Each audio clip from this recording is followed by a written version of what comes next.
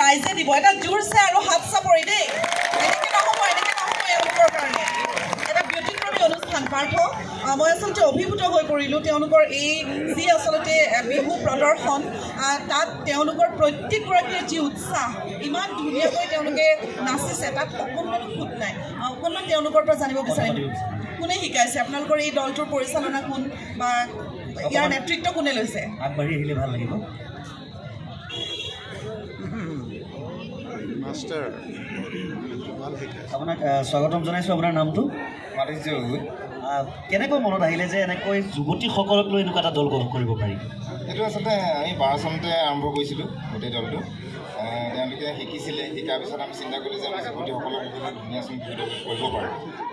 খুব কম সময়ৰ ভিতৰতে এনেকৈ 2012 চনত আমি আৰম্ভ কৰিছিলোঁ আৰু আজি তাৰিখলৈকে আমি আচলতে এইসমূহ প্ৰতিভা গাঁৱৰ চুকে কোণে গাঁৱে ভূঞে আছে কিন্তু আচলতে আমি দেখোঁ যে সাধাৰণতে পাৰ্থ যিকোনো ধৰণৰ অনুষ্ঠানতেই হওক বা সততে আমি যিসমূহ অনুষ্ঠান দেখোঁ তাৰ পৰা যেন কিছু পৃথক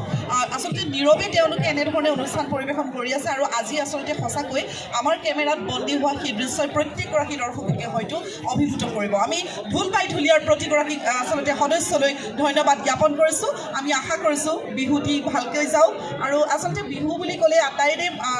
মনত আচলতে শৰীৰত ফুটি উঠিছে বিহুত যে তেওঁলোকৰ মন প্ৰাণ একাকাৰ হৈ উঠিছে আমি সেয়া কামনা কৰিম ঢোলবাই ঢুলীয়া আগন্তুক সময়ত আৰু অধিক জিলিকি উঠক ধন্যবাদ থাকিল সকলোকে ধন্যবাদ জনাইছোঁ আৰু বিহু ইতিমধ্যে জমি উঠিছে মস্মিকা আমি বৰ্তমান সময়ত কিছু সংগীতৰ মাজলৈ যোৱা ভাল হ'ব নেকি আমাৰ মাজত জনপ্ৰিয় কণ্ঠশিল্পী চয়নিকা দত্ত আহি উপস্থিত হৈছে আমি এইখিনি মুহূৰ্তত চয়নিকা দত্তক মঞ্চলৈ আহিবলৈ অনুৰোধ জনাইছোঁ